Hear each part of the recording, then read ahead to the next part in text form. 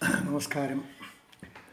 Let us continue with the story of Ramayana as narrated by sage Markandeya to Yudhishthira. When Yudhishthira asked Markandeya, is there any other case like mine where we, especially our wife, Draupadi, have to suffer like this? And then Markandeya went into the story of Rama. We covered the birth of the four brothers, Rama, Bharata, Lakshmana, and Shatrughna, in three mothers, Kausalya, Kaikeyi, and Sumitra, and how Dasharatha wanted to perform the anointment of Rama as the heir apparent. He was in a hurry somehow. So he got an auspicious day from his priest for the very next day. And he wanted that to be done the very next day itself. But Bharata and Shatrughna were away. Only Lakshmana was there. And when Kaikeyi's maid by name Manthara heard about it, she went and poisoned Kaikeyi's ears, saying that Rama is going to be the king and Bharata will be nobody, just like his servant. Similarly, Kausalya will have all the glory as the queen mother, and you will be like her servant. And though Kaikeyi was shocked by this, what Manthara said, Manthara finally managed to influence her. And Kaikeyi went to Dasharatha and asked him for the boon he had given her long time back. I mentioned that last day, that it was in a battle where Kaikeyi, by prompt action, saved Dasharatha's life and of course the battle.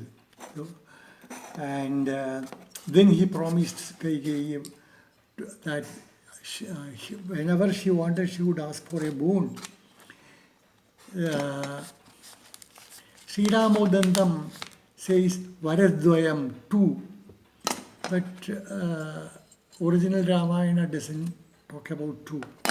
Anyway, it is essentially the same. And Kaikeyi immediately went to Dasharatha and reminded him of the boon. And Dasharatha, without knowing what she had in mind, okay, yes, I had promised her, ask me whatever you want.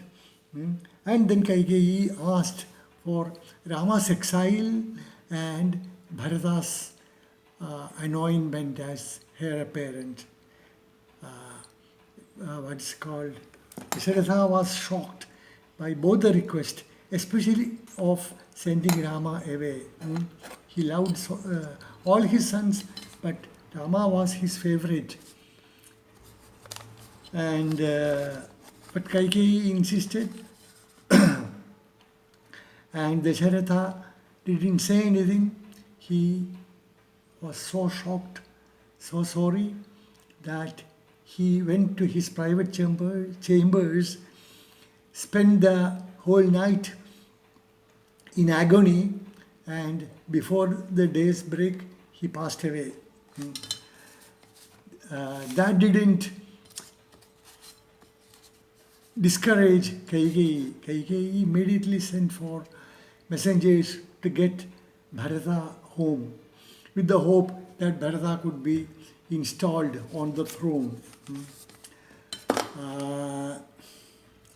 Bharata came, and when But Kaikeyi told him that, look, it's your luck. Now there is nothing on your way to become the king. Rama has gone to the forest and your father is no more. And when Bharata realized what happened, he was so shocked, so angry with his mother. He scolded Kaikeyi, calling her Kulapamsana, the destroyer of home, of the family. And he refused to accept the throne. He took his mothers, including Kaikeyi, and the family priests, including Vasishtha, and he went after Rama to persuade him to come back. That was,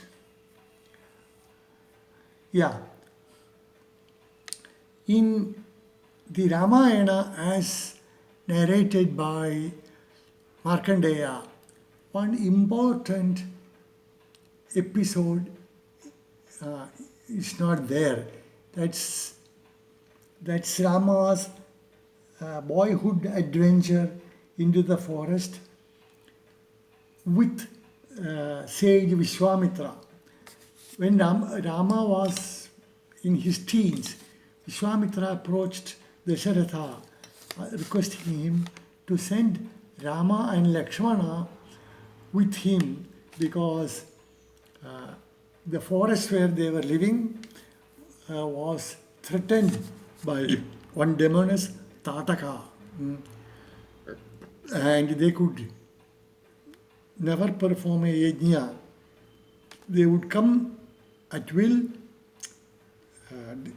destroy the Venu of the yajna and chase the sages away and come back next time whenever again they come, they start doing a yajna.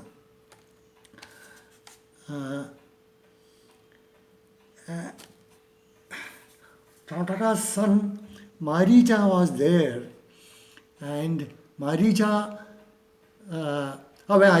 and so Vishwamitra came requesting Dasharatha to hand Rama and Lakshmana over to Vishwamitra for this purpose. Dasharatha didn't like that idea at all. They were only young boys. So Dasharatha said, why you want these young boys? I shall send my whole army. Vishwamitra said, no, they are very capable. I know. Please send them. It will be for their own good. But Dasharatha wouldn't yield. But Vasishtha interfered, said, King, it is okay. I know Vishwamitra. I know if he says that he will protect your sons, then no harm will come to them. Send them with him. And Vasishtha, Janaka,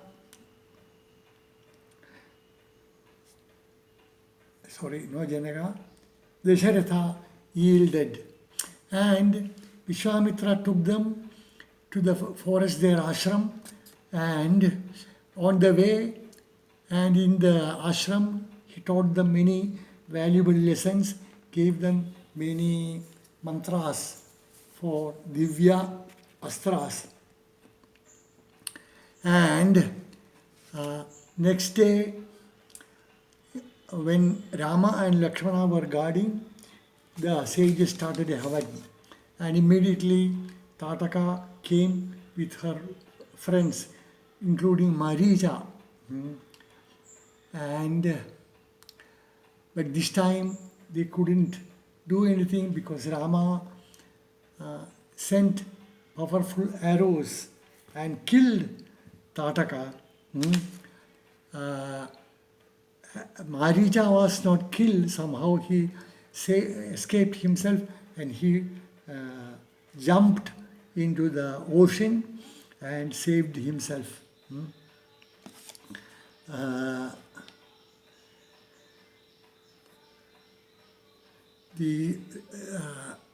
this Sri Ramodanta says, Tatakam avadhil dhiman loka kandaka loka pidana talparam. Rama killed her, who was a threat to the whole world. And then Subahu Pramukhan Hatwa killed other demons like Subahu. Kshiptva Marija Marnave. Marija was thrown into the. It was an Agneyastra. So Marija thought the best is to dip himself into the ocean. And he saved himself. And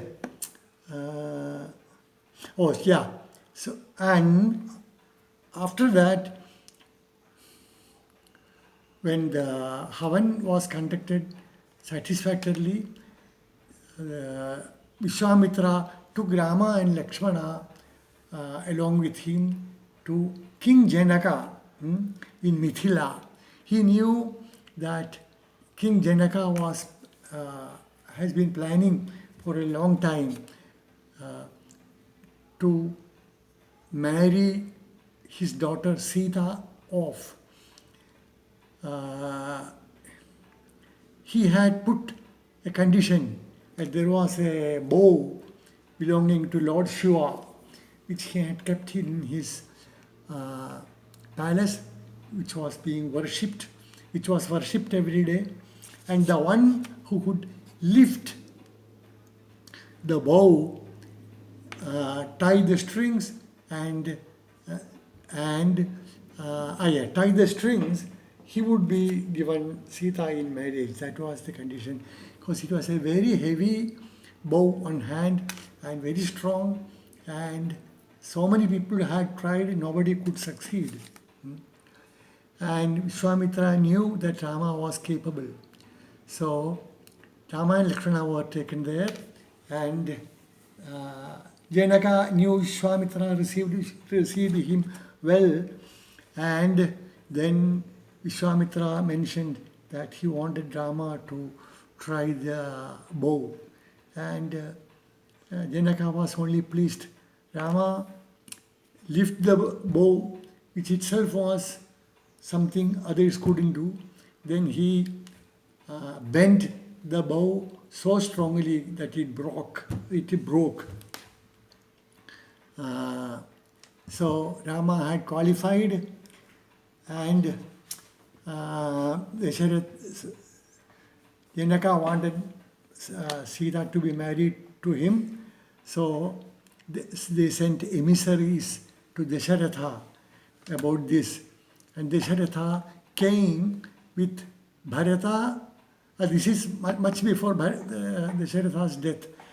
Bharata and Shatrughna also, and with his queens and other priests, ministers, they all came, they were received, and in a proper wedding, Sita and her younger sister Urmila were married to Rama and Lakshmana. And Dasharatha's younger brother's daughters were married to Bharata and Shatrughna.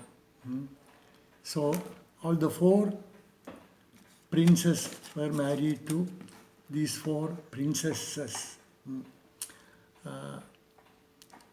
Ramadibhyah talsurebhyah Sitadhyah kanyaka dadau. That's what Sri Ramodanta says. The four princes, starting with Rama, were married to the four princesses, starting with Sita. And they all came back to Ayodhya. On the way, there is an encounter with Parashurama, who heard the sound of Shiva's bow breaking. So he was very angry. He wanted whoever broke that to be punished. So there was an encounter on the way, and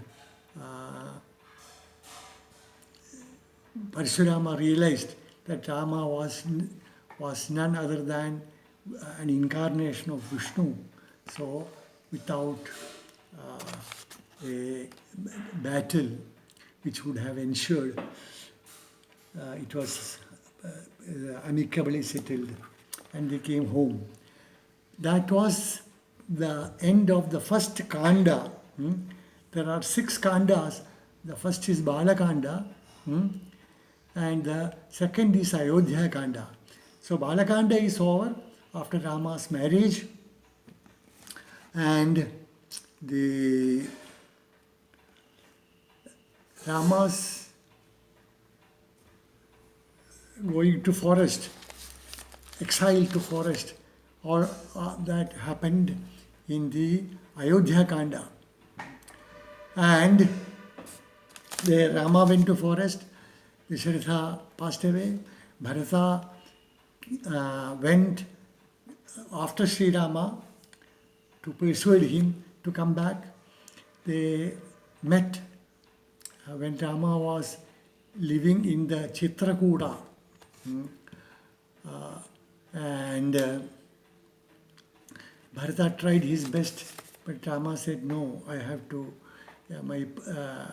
to follow the oath I have taken, the vow I have given to our father, that I shall live in the forest for 14 years, whatever may happen." So he asked Bharata to go back and take charge of the kingdom.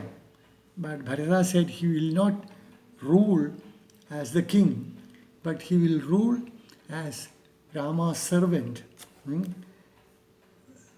as representative or servant. So he took Rama's sandals with him.